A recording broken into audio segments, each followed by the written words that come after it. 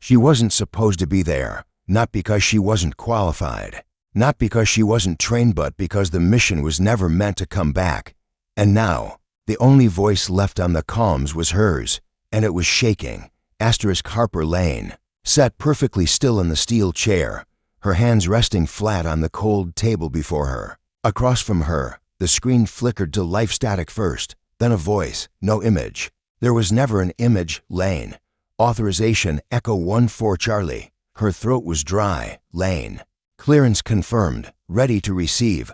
A pause, a click, then silence, as if someone was listening just long enough to consider lying. Then, Operation Glive is a black class retrieval. 7 operatives, 6 men, 1 woman. You are that variable. Her eyes narrowed, and the corners of her mouth tightened, but she said nothing. The voice continued.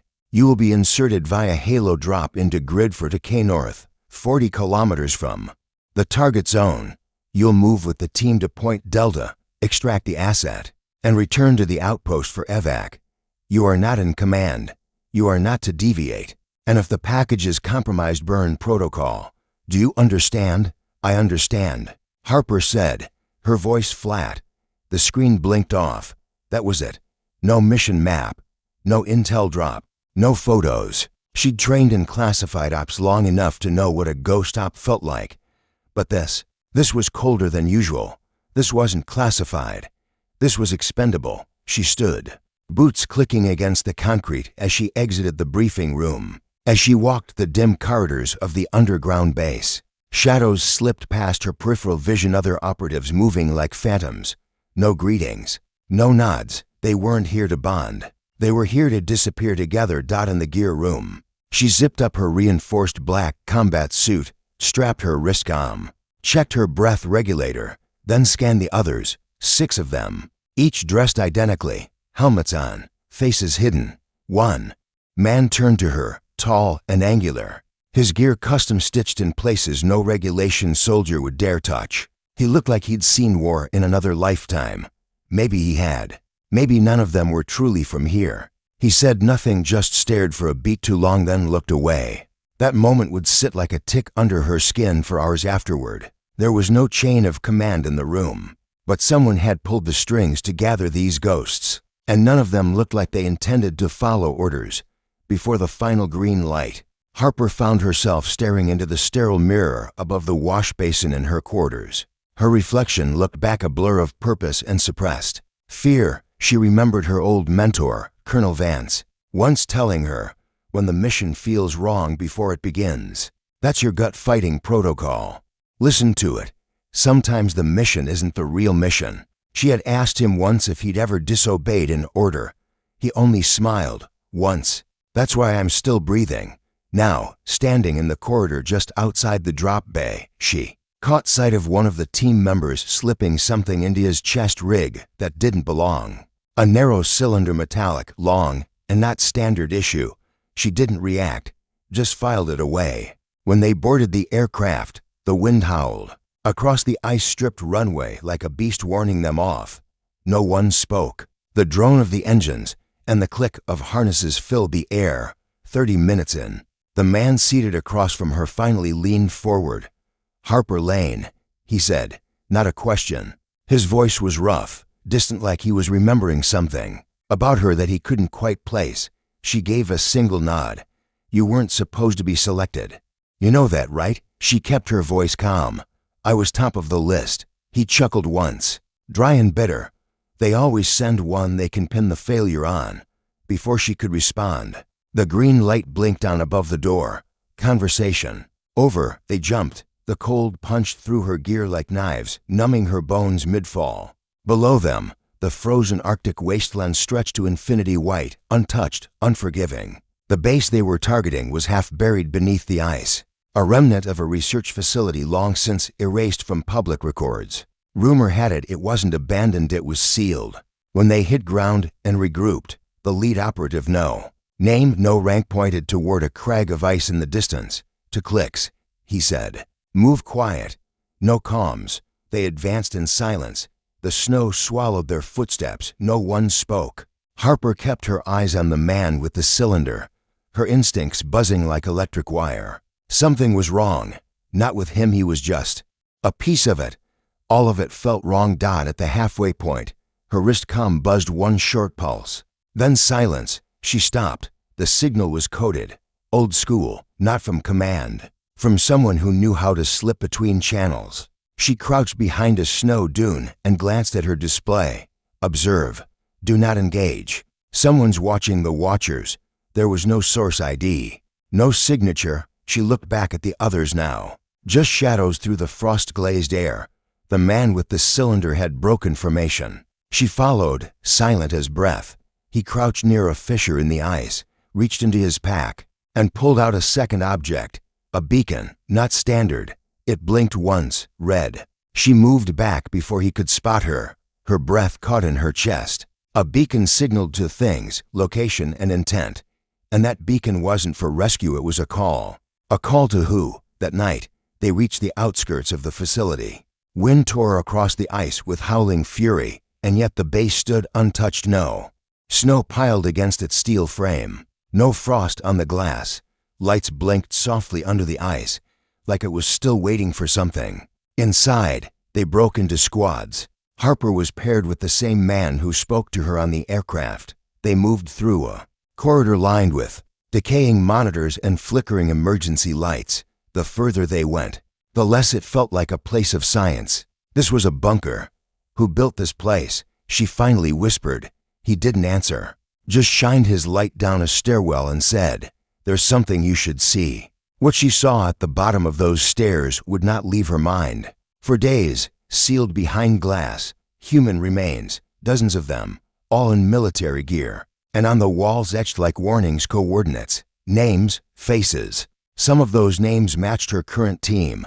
She turned to him, whispering harshly, "What the hell is this?" He stared at the display.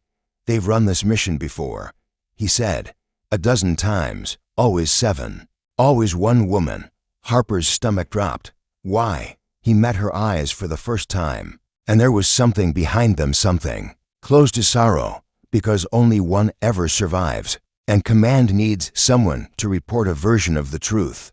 Snow fell in heavy, soundless sheets, masking the ice-covered earth in a shroud of white. The base's exterior sealed itself behind them with a mechanical sigh, as if exhaling one final breath. No signal, no satellite contact, no way out. But through the team split down narrow, dimly lit corridors that smelled of rust, coolant, and something more subtle, something wrong. Harper walked with measured steps, eyes darting between the blinking status lights along the walls and the man beside her, codename Roan, who carried the encrypted map. His movements were precise, robotic, as if each step was pre-programmed. They reached the atrium, where cracked tile met a skeletal communication array. The place looked like it hadn't been touched in decades, yet there were fresh boot prints. In the frost, not theirs. Harper crouched beside the prints, too small for any of the 6 men on her team. Child-sized. She stood without a word. Roan noticed the same thing. His hand went instinctively to the weapon strapped to his back, but neither of them spoke it aloud. They didn't have to. The farther they moved into the complex, the more the structure began to feel alive. Walls seemed to hum beneath their fingertips, faint vibrations pulsing with the beat of something buried deep below. Each door they passed had been welded shut from the outside, reinforced, sealed with intention, like whatever was inside wasn't meant to get out. By the time they regrouped with 2 of the other operatives, one was missing, no sign of Ford. The second operative said, breath fogging the air. His voice was taut, clipped. 1 minute, he was with us, next minute gone. Gone, Roan asked. Vanished, no struggle, no sound. He was just not there anymore. Harper's eyes scanned the corridor. Every step forward now felt like trespassing, not into a place, but into a memory, a locked one, a forgotten one. They pressed deeper into the facility, into the research wing, rows of sealed labs, and labs within labs behind cracked glass and collapsed ceilings. Computer terminals were frozen mid-boot. Surveillance monitors flickered with static and looped the same image, a hallway none of them recognized, empty except for a single red chair. As Harper moved past the labs, she noticed faded writing on a wall in charcoal or ash. A message, scrawled in frantic, overlapping strokes. They still hear us when we whisper. She stopped. There were no comms, no mix, no transmissions. And still, the base was listening. In the third sublevel, Roan's map glitched. The path to the vault, the alleged location of the black case, was no longer accurate. It was as if the building itself had shifted, rearranged. We're not in the same place we entered. Harper muttered, studying the surroundings. It's moving. Roan shook his head, but his face said he agreed. He tapped his helmet. You hearing that? Harper froze. A sound barely audible threaded through the duct system above them. Scraping. No, not scraping. Breathing. They backed into a sealed chamber, formerly a medical bay. Cots lined the walls. Restraints still attached. One of the beds was still occupied. But not by a person. Laid out on the metal slab was a humanoid form, mostly skeletal, but with traces of a black, sinewy substance clinging to its bones like muscle. Its skull had no eye sockets, no mouth, just a smooth surface and a line etched down the center as if it had never needed to see or speak. Harper turned to Roan.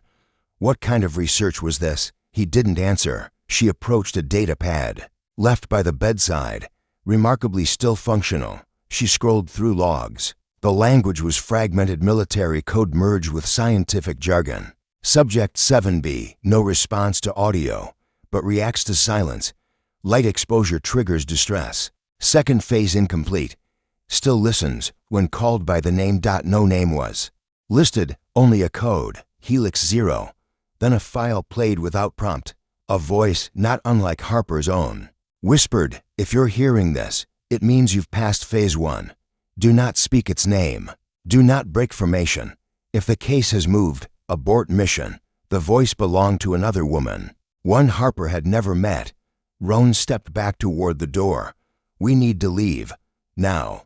They exited the room and rejoined the others, only 3. Now, another gone, no trace, no scream, just gone. Panic crept into their silence. Harper tried her comms again. Static. Roan finally said it. This isn't a retrieval. It's a containment reset. She turned to him. What do you mean? He looked down the hallway, into the dark. This base, it isn't a research site. It's a loop, a trap. They send teams in to keep it quiet, to bury the memory. Why bring me? He didn't answer. They reached the vault door. Unlike everything else, it was untouched, perfectly sealed, humming with energy. The biometric scanner was active. Harper stepped forward, hesitating. Her hand hovered above the pad.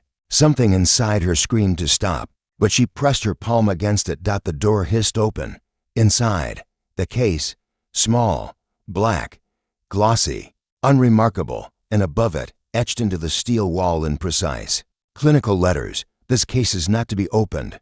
Observation only. Failure to comply results in zero-state protocol. She moved closer, drawn, inside the case. Barely visible through the reinforced surface, a clear canister pulsed with light. Then she heard it. A whisper, her name, not over comms, not from anyone near her, from inside the case. She stepped back. The others drew weapons. One of them shouted, "It's awake." Roan turned to Harper. We're out of time. Once it knows your name, it follows you, even outside. But what is it? His face hardened. The thing that lives between memory and command, the real objective, and it's not meant to be seen, only carried. Behind them, the hallway groaned. A shadow moved at the end. Not a man, not a creature. Something wrong, and it was moving toward them. The countdown began with a low chime in Harper's ear. 60 minutes. 1 hour to reach the surface, signal the extraction drone, and get out. Assuming there was still a drone waiting. Assuming command still wanted her alive. The case was heavy. In her arms, despite its compact size, it vibrated faintly, like a living thing, every few steps. She swore she could feel it shift just slightly, as though something inside was adjusting to her grip. Roan was behind her, weapon drawn, scanning every corner like he was waiting for the walls to collapse inward. The other 2 operatives, Zax and Vega, were ahead, moving fast to fast. Vega kept muttering under his breath, words Harper couldn't quite catch, but they sounded like names or prayers. Something was following them. They didn't speak about it. They didn't need to.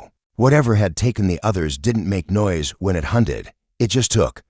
But now, it was letting them hear it. Breathing, clicking, pacing.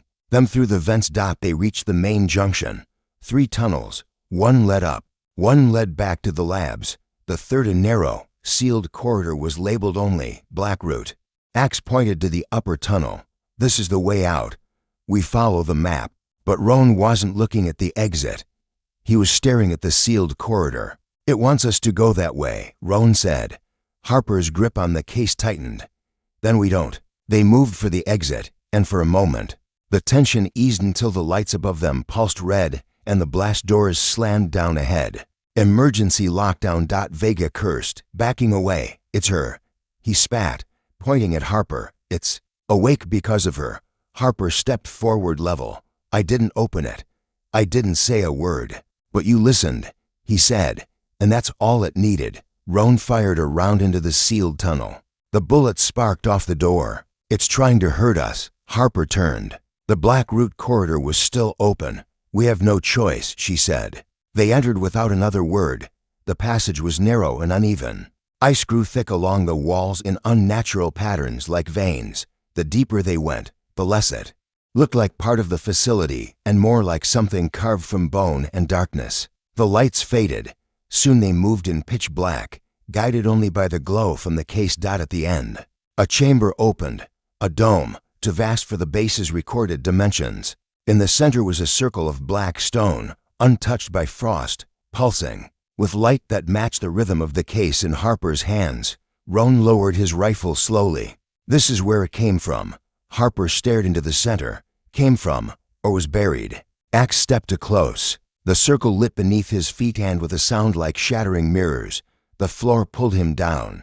No scream, no body, just gone. Vega screamed, turning to run, but the tunnel they came through had sealed behind them. Nothing remained but the chamber and the dark. Roan took a step back, wide-eyed. We triggered the vault. This wasn't the exit. This was the altar. The case grew hot. It whispered again. But this time, not Harper's name, Roan's. He froze. I didn't tell it anything, he whispered. I didn't. The case pulsed. Then it spoke again. This time, all 3 of them heard it. You were always meant to return it. Vega dropped to his knees, trembling. We're not extraction, he said. We're the key, all of us. It's a seal. It feeds on memory, identity. That's why they send us with no real names, no past, so we don't weaken it until someone remembers. Roan looked at Harper. You said your mentor warned you. She nodded. Vance told me, if the mission feels like a lie, it probably is. Roan lowered his weapon, suddenly calm. Then I'm ending it. He reached for the case. Harper moved faster. She pulled back, gun drawn now. No, Roan didn't flinch. It's not supposed to leave this place. You take it up there. You think command is going to debrief you. You're the only survivor. You're the evidence. And this thing, it's what they built the whole program to contain. She hesitated. Roan said it quieter. You're not leaving with it, Lane. None of us are. And then the lights failed. The dome shuddered. The walls began to melt, not physically, but visually, as though the entire structure were only a memory being erased. Vega screamed. It's wiping us. Harper's vision blurred.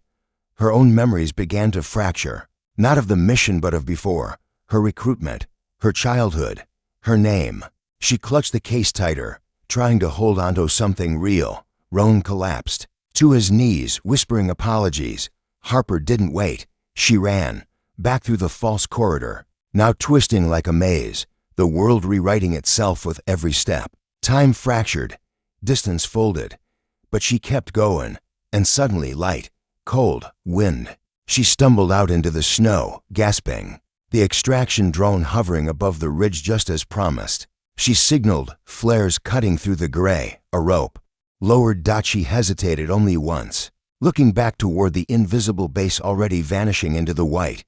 The case pulsed once more, then went still. She climbed. As the drone rose into the storm, she looked down. There were no footprints behind her, no facility, no proof, just snow and silence.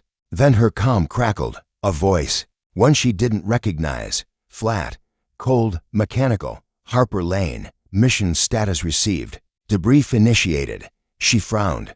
I haven't said anything. Another voice came through. Quieter. You don't need to. We already know what it showed you. Static. Prepare for memory scrub. Her heart raced. What? No, I'm not compromised. I'm clean. Silence. Then the final sentence. This was never about recovery lane. It was about seeing who could carry it without breaking. And then the case pulsed again.